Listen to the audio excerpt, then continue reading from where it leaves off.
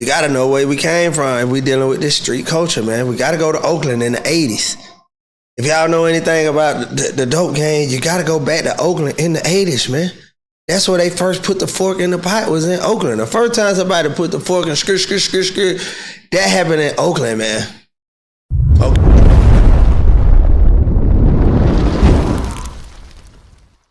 It's the Rare Form, baby. Yo, what it do, Ski, man? This is the Rare Reacts, and we back with another React Jack. Y'all know VBS Knucky in the building. This up, y'all already know, man. But check this out. I gotta take you to some more history classes, man. You gotta do your history lesson. You gotta know where we came from if we dealing with this street culture, man. We gotta go to Oakland in the 80s. If y'all know anything about the dope game, you gotta go back to Oakland in the 80s, man. That's where they first put the fork in the pot, was in Oakland. The first time somebody put the fork in skirt, that happened in Oakland, man. Okay? That's where the crack came from, gang. Y'all make sure y'all hit the likes, hit the subscribe, man. I'm excited about them. We finna jump right into it. Right now. Let's go. East Oakland have been taken over by drug dealers. The crack epidemic was so incredible that it was hitting our waves, but then it was making dudes rich. Investigators say they arrested a suspected drug dealer yesterday. They claim he was trying to recruit a 10-year-old boy to sell rock cocaine. Try to get us a lieutenant, man. You had to get him early. Crazy work. Oakland, Sherry Hu, Channel 5 Eyewitness News. In the twilight of Oakland's concrete jungles during the late 1980s and early 90s, Emmanuel Lacey rose from a Fremont High wrestling star to become one of the city's most formidable cocaine kingpins. Born and bred in East Oakland, Lacey was known early as a Fremont High standout on the mats. He briefly wrestled at San Francisco State before the lure of fast money and power pulled him into the drug world. By his late 20s, Lacey orchestrated a sprawling cocaine distribution network, a family-run syndicate that operated in tactical alliance with Anthony "Ant" Flowers' crew, together reigning over much of East Bay's crack cocaine trade. The early 1980s in Oakland were electric with hustle. Crack had touched down like a plague, and Lacey, always watching, saw the blueprint. I told y'all that's where it came from, man. When it touched down, man. And then we got to think about it. Who taught somebody how to take the soft and make it hard for real? It had to be a CIA agent. It had to be somebody, a chemist. Come on, man. We didn't just start this out of theater. He used his Fremont High ties and East Oakland roots to connect with mid-level suppliers.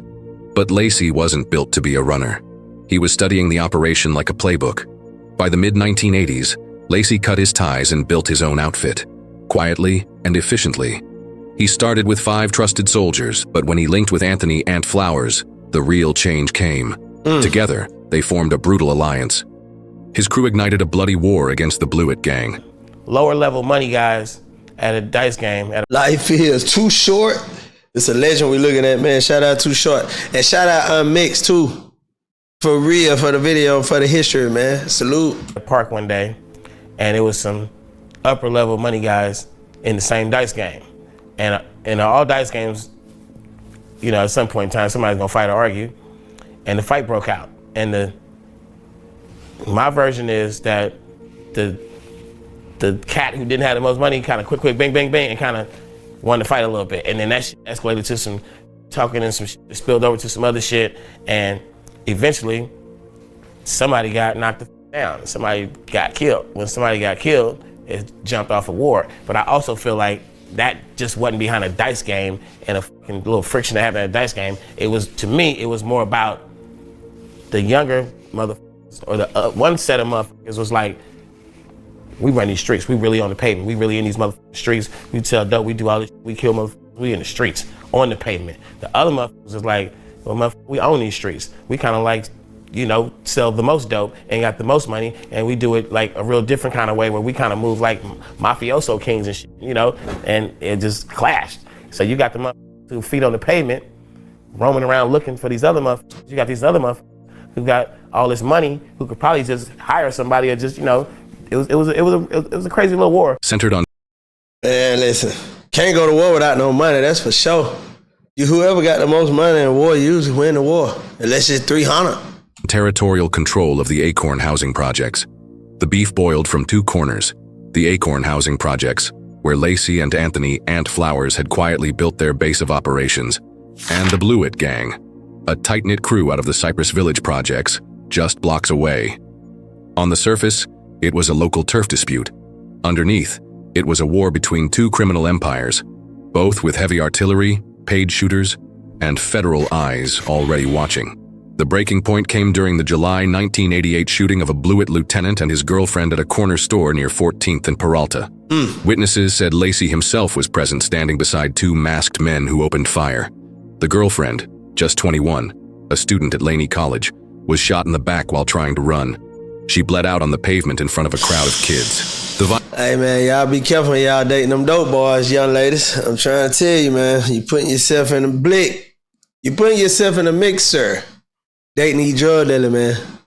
You know what I'm saying? I ain't saying don't have your fun, do it, whatever, but you know, it all look good at first, but it just ain't no way out. Violence didn't go unnoticed, and the feds began building a RICO case as early as 1989. The crime nearly earned Lacey the death penalty, only being spared due to a witness set to testify went missing. Convicted of manslaughter, he served 8 years before parole in 93, only to pick up the reins again, quickly reclaiming dominance. But in 1994, a monumental crackdown netting 46 arrests, 21 guns, kilos of cocaine, and $200,000 in cash was executed by hundreds of federal and local agents. It always end this way, man. Feds are deaf. Feds are deaf. Feds are deaf. Feds are deaf, man. Every time, man. Shout out Frank Matthew, though. An unassuming auto detailing shop on West MacArthur is where drug agents say they tap phones. It's believed to be both a legitimate business and headquarters for alleged gang leader Emmanuel Lacey. Lacey stayed underground until September 1995, when DEA agents captured him, ironically, scalping tickets outside a Denver baseball game. Courtroom filings put Lacey as the mastermind. One wiretap affidavit details his coded conversations about narcotics, money, possible shootings, and future meetings. He ruled through fear, intimidation, and murder, remarked a DEA spokesman during the 1994 raids, capturing both dread and grudging respect. I'm gonna keep it real too, y'all. Don't sleep on them jocks. Thinking because they play sports and they jocks in high school that they don't be about it. It's some of them boys that be really about this type of shit too, man. So you got to be careful, man, when you judging them jocks, thinking they just throwing balls and dribbling balls, man. Pause. You know what I mean? Like, they be growing up to be some of the most ruthless, most getting money niggas out of everybody. These two organizations ruled the streets of Oakland through fear, intimidation, and murder. The organization had been responsible or has a connection to 31 documented homicides, 5 of which were committed during the last 5 months of this investigation. Ooh, 31 bodies. 31 bodies. They weren't playing zero game. This is mid 80s. This is 94. This is 94 game. People talk about, oh, it's crazy now, man. This people shoot, man. Niggas been killing niggas, man. It's just, we see it all the time now because of the internet. By December 1996, Lacey's empire lay in shards. Courts found his organization culpable in bringing down Oakland's homicide surge. But although the large-scale structures he built fell, the skeleton remains. Smaller crews, new players, but the same hunger. Hopefully, we're going to get the message out sooner or later. If they didn't learn it from Felix Mitchell and Darrell Reed, or Timothy Blewett, or the Laceys or the Flowers, they'll learn it sooner or later, but we're here to stay. We're like country music. We're going to be around forever. Rudolph Rudy Henderson wasn't born a gangster, but he lifted iron and demanded respect in equal measure. Small and jacked, he spent his youth at Oakland gyms, sculpting his physique. I told y'all about them jocks, man. Up to all these people we talk about, been jocks, man. Getting to it, bro. Y'all stop thinking these jocks, these football and basketball high school niggas is not like that, man. Some of the boys is like that. By the mid-'80s, Oakland's cocaine trade was flourishing in the vacuum left by fallen mob bosses. According to Oakland Police Department records, Rudolph Rudy Henderson briefly emerged as the city's largest cocaine dealer, until he too was arrested. In 1989, Damn. Smart and methodical, one car salesman recalls, he'd come in, put $5,000 cash down on a Mitsubishi Starion and say, "I'll take the deposit back later in a check."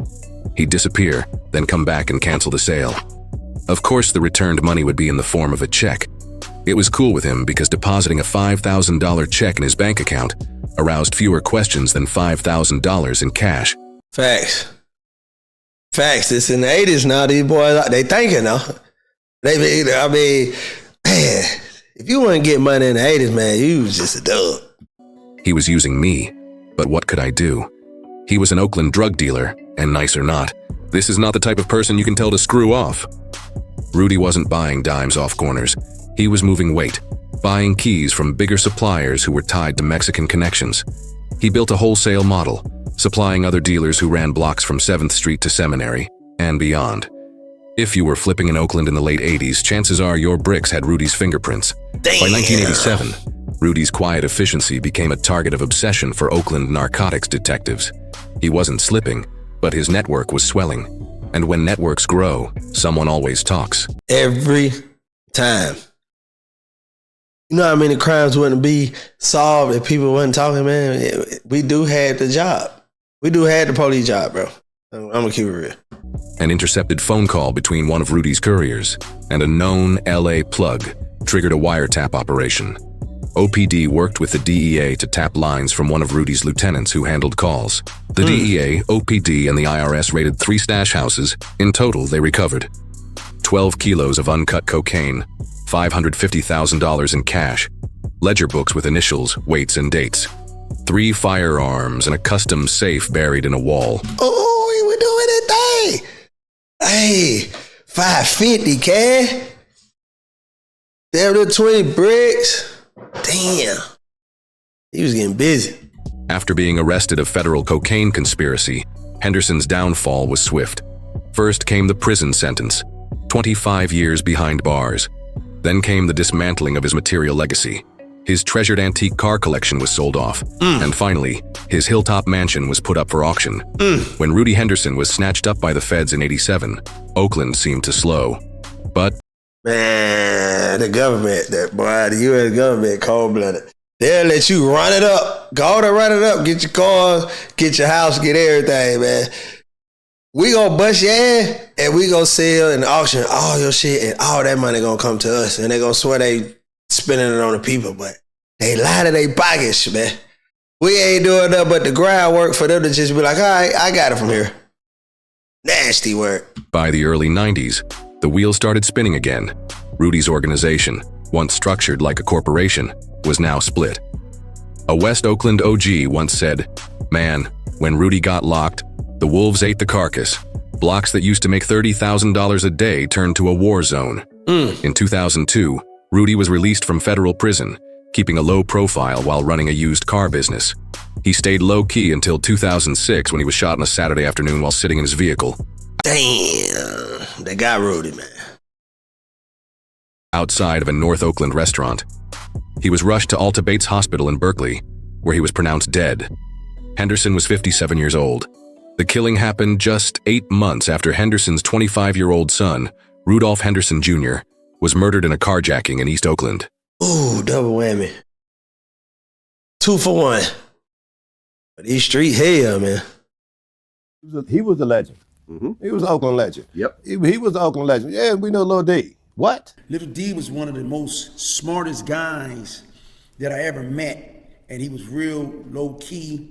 He was real dangerous, and at the same time, he think for himself. Man, this is a real legend, bro. He the last Kingpin, bro. Oakland, bro. Last Kingpin, bro. Real talk, bro. Real life American gangster, bro. Right here in the flesh. You feel me? Born and raised in East Oakland during the turbulent 1980s, Daryl Lil D. Reed learned awareness early. School was a mandate, but the streets called louder. He began peddling marijuana as a teen, but the crack epidemic opened the door to bigger money and bigger danger. By age 12, Reed had already learned the corner hustle. East Oakland's blocks were incubators for a darker economy. The OGs, post-Black Panthers turned corner lords, watched him. He became a runner for Felix Mitchell's 69 mob, where he watched and learned the hierarchy. Hold on, did they say Black Panther turned corner? What? Man, hold on, I gotta back that up. Reed had already learned the corner hustle. East Oakland's blocks were incubators for a darker economy. The OGs, post-Black Panthers turned corner lords, watched. Post-Black Panthers turned corner lords is insane. That's what I'm saying. We had strong black men when we had Panthers. When they dismantled that shit, man, they start doing all kind of shit. had to play the game. That's what Kendrick Lamar was saying in the halftime show of the Super Bowl. We've been playing America's game for a long time. Bro, Black Panther turned corner lord. He went the total opposite direction. Boy, y'all worked us to a T. I ain't gonna lie, Paul. He became a runner for Felix Mitchell's 69 mob, where he watched and learned the hierarchy and the art of silence.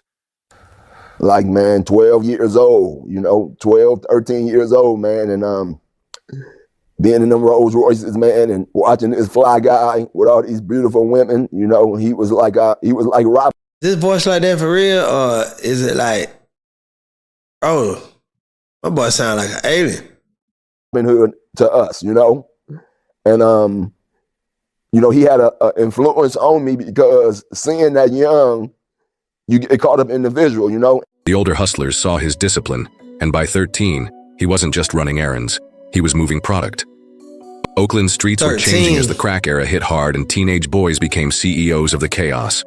Lil D saw his opportunity. At just 15 years old, he branched off, built a crew based on loyalty, and created a system where runners were treated with dignity and paid on time. That boy was young as hell, doing psychology work, man, sociology work, man. At 13, 14 years old, he was understanding people. God. He moved weight so efficiently that older cats twice his age came to him for product. Lil D started buying cars in cash, flipping houses in his auntie's name. While other teens were dreaming of football scholarships, he was moving bricks across the bay with military precision. By 17, he was so dominant, his name rang out on both sides of East 14th Street. And by 18, he had become a millionaire. By 1989, Lil D wasn't just rich, he was infamous. But power has gravity, and Lil D's rise had drawn the eye of someone deadlier than a rival set: the federal government. He was making more money than people with MBAs, said one former DEA agent. Having his way. That made him dangerous, not because of violence, but because he had influence. The feds labeled Reed's organization as one of the largest youth-led narcotics operations on the West Coast. The indictment alleged he had distributed over 1,000 kilograms of cocaine, moved through an interstate pipeline stretching from Oakland to Los Angeles, San Jose, Sacramento, and even parts of Texas. Some boys was teenagers doing this, man. They like to talk about Richard Porter and all that boy, but they ain't talking about Lil D from Oakland, man. Where that movie at? Let's get that movie going, man. Come on, man. The final nail was a recorded conversation between Lil D and another alleged trafficker, discussing price points and distribution timelines. Then came the pre-dawn raids where Lil D was arrested. At trial, the prosecution painted Reed as a criminal mastermind, describing his organization as highly structured as a Fortune 500 company. You heard what Elon Musk said, 98% of the drug dealers is smarter than CEOs of Fortune 500 companies, man. This is a fact. If we could have shined this same type of light in another molecular structure, bro. They did a good job on us, man. His defense argued Reed was a product of his environment, a teenager thrust into an adult world. But the narrative had already hardened. The media called him the King of Crack. He was sentenced to 35 years in federal prison with no chance of parole. Lil D did his time quietly, never testifying, never flipping. Rich, man, shout out Lil D, man. He knew what came with it, man. He stood 10 toes in the paint, man, when it all went down. He ain't say a word. Come on, man. They don't make him like that no more. They don't. Over 25 years, he transformed himself, reading law, teaching, mentoring. And his story became a cautionary tale back home in Oakland. Then in 2016, President Barack Obama issued clemency, freeing him after 28 years. All right, Barack. Okay. Okay, let me find out you was on your daughter Trump sheet, man. Okay, then. Behind bars. Nicole Lee with Oakland's Urban Peace Movement lobbied Washington to free Reed. She says Reed's been a mentor to hundreds of youth by calling into meetings over the years. I think he feels like it's his responsibility to turn the tide the other way and really use his life experience as a way to help steer young people in Oakland in a more positive direction. Okay, Lil D. Shout out Lil D, man. We don't talk. Why they don't talk about him, man? When they talk about the Meaches, man, the Rick Rosses, man. Oh man, we gotta get. Lil D need the movie, man. My boy need the movie, man. My boy need the movie, man. Y'all stop playing with the boys in Oakland in the 80s, man. That's what I'm saying. Like, we was young, man. Listen, black people, we always had it. We always had it. We just didn't have it a way. We didn't have a way out with it. We always had the mindset, the brain, the smarts, the pizzazz, all that. We just didn't have no way out. We didn't have no way out, gang. It is what it is, man. But hey, this is the Rare Reacts with VVS Nugget, man. Y'all make sure y'all hit the like, subscribe, and fuck with me, man. This the Rare Form, baby.